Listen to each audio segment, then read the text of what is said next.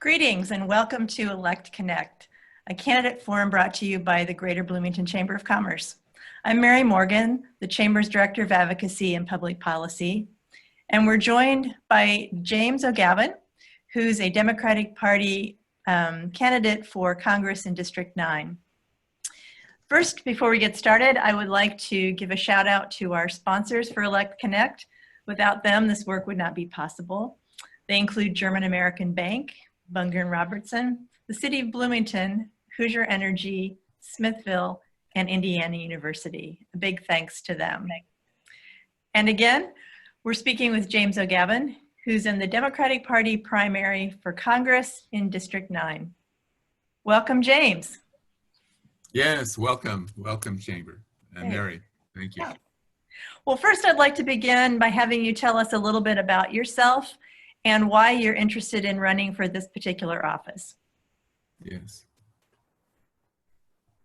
I'm a teacher and within LAUSD, fourth grade teacher, and was born in Tipton and raised and graduated from Tipton High School. So I'm a Blue Devil all the way through. Grew up on a farm in Tipton County, one of the most, as you know, one of the most rural areas in the state. And and the second part is why I'm running is to, I'm running because of my background, because of my teaching background, also my health background. I think those qualities or those skills are needed right now within Congress. And also I want to bring a rural, new, and green deal to the Great Ninth, and that is in economic development and also social development within the Great Ninth. Social development, meaning we need to address mental health needs, some type of healthcare system for all, and narrow incomes. And that's mainly why I'm running. Yeah. Okay. Well, we're going to start out with a member question. This question is, what is your plan for helping small businesses thrive and grow, especially as we emerge from the COVID-19 pandemic? Okay. All right. First, the plan as we emerge this emerging is going to be, I'm afraid, a very slow process, and most of the economic indicators are saying that it's not going to be rapid, and I think we have to be very cautious. And I believe, unlike the incumbent, he wants to lead with economics. I want to lead, and maybe this is, I'm not playing to the audience here, but I think we need to lead with healthcare, and we need to understand this virus. Some people think a virus is just a flu. Well, medically it is, but this one is pretty mean, as we know. We have what, about 1,000 deaths in Indiana.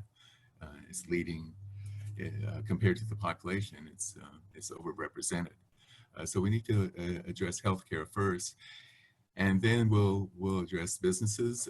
The CARE Act is fumbling along. I think we need to, as I addressed in my questionnaire, that we need to look at employees, workers, and provide them, anyone $100,000 or under, to provide funds for them, and then they would be connected to small business. I think entrepreneurship should be encouraged over the long range, but right now economic development is wedded to economic development. So let's lead with healthcare and testing and caution. Thank you. Okay. Well, in addition to support for small businesses, what other federal legislation will you advocate for to help communities in District 9 recover from the pandemic's economic fallout?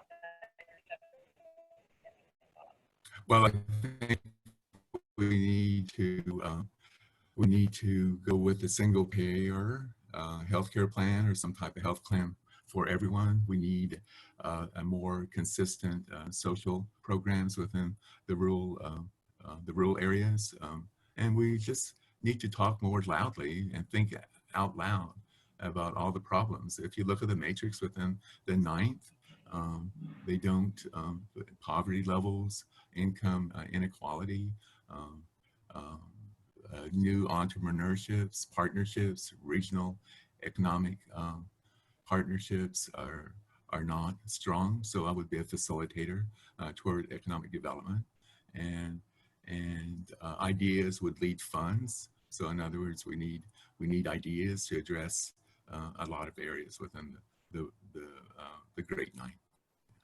Okay. Aside from issues related to COVID-19, what will be your other top priorities in Congress? I think you probably touched on some of these, but what will you be looking to accomplish in Congress? Well, I hope to accomplish a single payer health plan or some type of health plan, and like to work with small businesses on that. I would think that if we have some type of healthcare plan that would lift the cost of small businesses, and they can address more of the other parts and functions of their business. So I would hope the highest priority right now would be single payer health plan, and also underneath that would be mental health and the opioid epidemic that's hit us really hard, and especially in southern Indiana. Okay. So as you know, the 9th District covers a large portion of southern Indiana, and many of the communities have different priorities. What would be your approach in gathering feedback, communicating with constituents, and ultimately making decisions for the district? Well, I'm more of a face-to-face person, unfortunately, right now. But let's be visionary, and let's hope that there's that the epidemic eventually lifts. Once it lifts, I'll be out in the field gathering information and talking to people, of course. And also my congressional offices would be more decentralized. I think I would have only 1 or 2 people throughout the whole district. It's so large. Instead of having 2 congressional offices, I would spread the staff people out. It would be this, of course, it would be the same amount of staff people, but they would be spread out in more of a decentralized approach, more of a confederation of offices as opposed to centralized. I mean, that would help gather data and address the problems within the district, because I believe in a lot about local knowledge. There's a lot of local knowledge. People may not have a college education, and but their knowledge and wisdom is just as valuable or more valuable than someone with a college degree, even though I value, of course, education. My background speaks to that. Well, we've reached the end of our questions. Are there any final thoughts you'd like to share, or anything else you'd like to say that we haven't covered? No, I would just be more of the incumbent in the general is, you know, he's speaking the line right now of the current administration, Mr. Trump. He's more of a Herbert Hoover, which we have to respect all approaches, but we don't need a Herbert Hoover at this time in the 9th. We need a FDR. We need a Lee Hamilton. We need someone like that. Someone that thinks locally, feels the local, but also addresses the global. And on my website, I address the UN global goals, and one of them is food, food and poverty. We need to quit avoiding all this and address these problems. Of course, this country is a great country, but it can be brought down very quickly, as we can see. We don't have those small businesses that have healthcare for their employees. I mean, that's tough.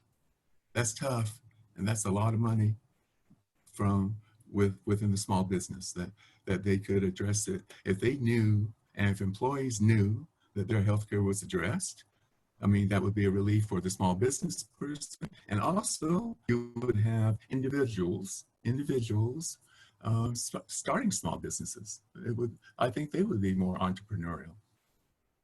That's my closing thoughts. Okay. Well, thank you very much.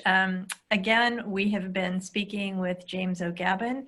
He's in the Democratic Party primary on June 2nd as a candidate for the U.S. House of Representatives in District 9.